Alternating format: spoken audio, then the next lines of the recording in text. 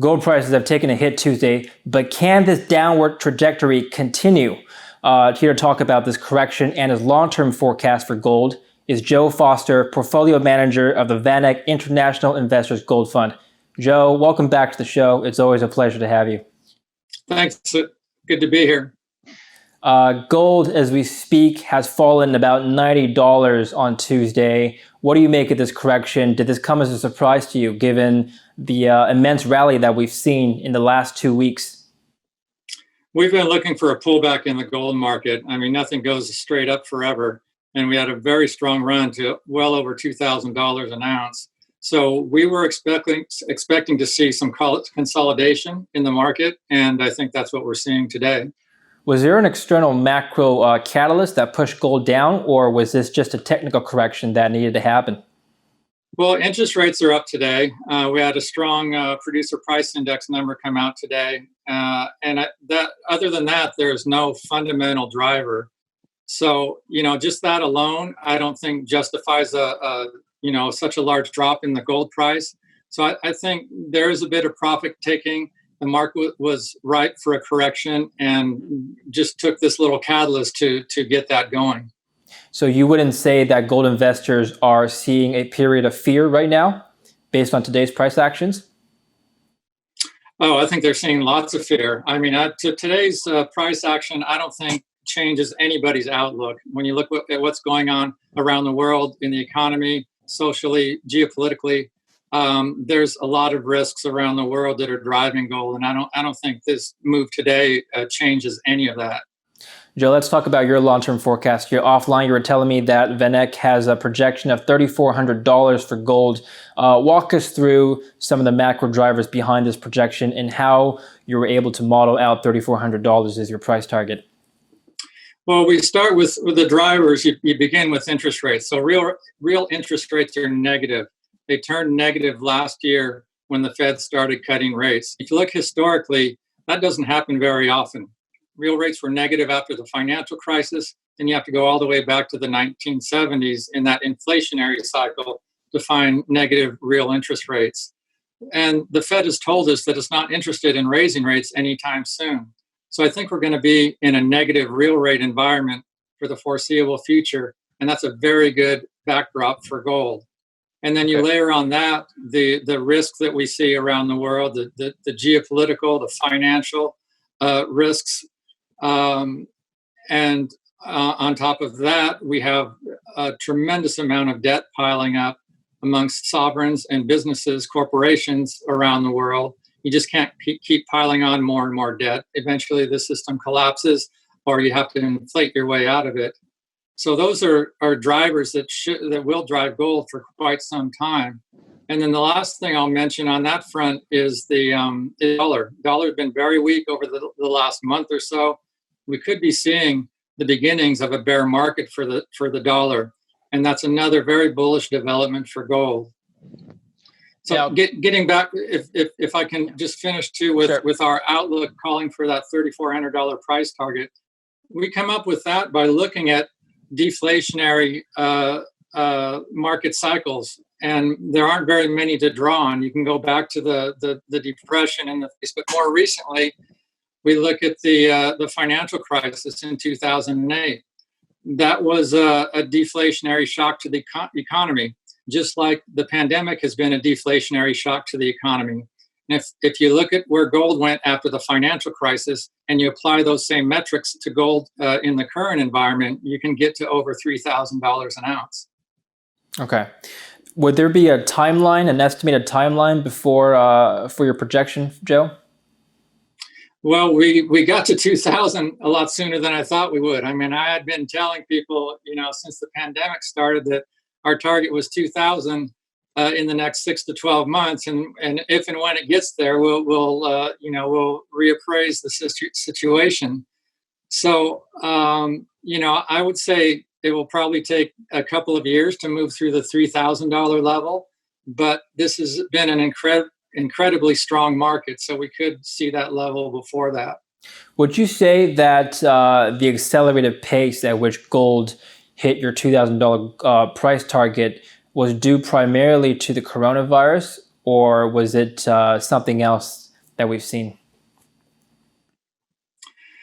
It was, I guess, what drove it to new all-time highs of over 1,900 or over $1,921 an ounce was primarily the spread of the coronavirus in the U.S. and globally, a resurgence of the virus.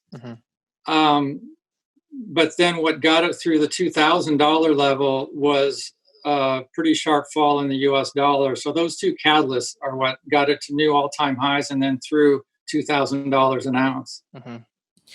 The Federal Reserve in the United States has printed trillions of dollars, more than we've ever seen in recent history. Now, can you expect the stimulus to continue and continue driving the dollar down in the near-term future? I think the stimulus will continue. I mean, I think we're in a low growth economy. Even if once we find a vaccine and get into a recovery phase, we have an economy that's weighed down by debt. And I think we're into a slow growth economy for the foreseeable future. In that scenario, I think we will continue to see easy policies out of the Fed, continued quantitative easings, and maybe more. We'll see, but I think that's a factor that can drive gold. Yes. Okay, so then where do you see inflation headed? Would we see an inflationary or a deflationary environment as a result of Fed stimulus in the next 12 to 18 months? In the next 12 to 18 months, I expect to remain in more of a deflationary environment. I see if we get inflation, I would see that coming further, 2 or 3 years down the road. When the economy starts to get back on its feet and you get the velocity of money picking up, things start to move, then I could see some inflation develop given the massive liquidity that's being pumped into the financial system. The Fed would like to see some inflation, and it's told us that it will allow inflation to rise above its 2% target. At that point, they run the risk of letting the genie out of the bottle and suffering some runaway inflation at that point. Also, if we get an administration that's willing to enact money printing or modern monetary theory or something of that nature, that also would be very inflationary and very good for the gold market. But again, I would say these developments coming a little bit further down the road, a couple of years or more down the road, once we get through this deflationary environment that we're in currently. I've talked to some analysts who say that the velocity of money is unlikely to pick up in the next 2 years to 3 years because we've been hit so hard by this pandemic. Now, in such a scenario, first of all, would you agree with this analysis? And second, if this were to happen, is it possible that we could get stagflation where inflation goes up, but we're not getting any growth? Yeah, I mean, that's what happened after the financial crisis. We had all this liquidity, but the velocity never picked up. And that could happen again this time. It's just hard for me to imagine just the stimulus being applied this time is an order of magnitude more than what we saw after the financial crisis.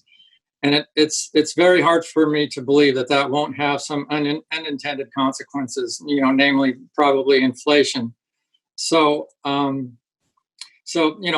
have to see. But I mean, that scenario where we're stuck in a low velocity economy is a viable, outlook. Okay, let's talk about your outlook on gold miners now, because we've seen the GDX and the GDXJ both do quite well this year. And I'm wondering if you think that this momentum for gold miners can continue while gold continues on its long-term trajectory upwards, according to your projections?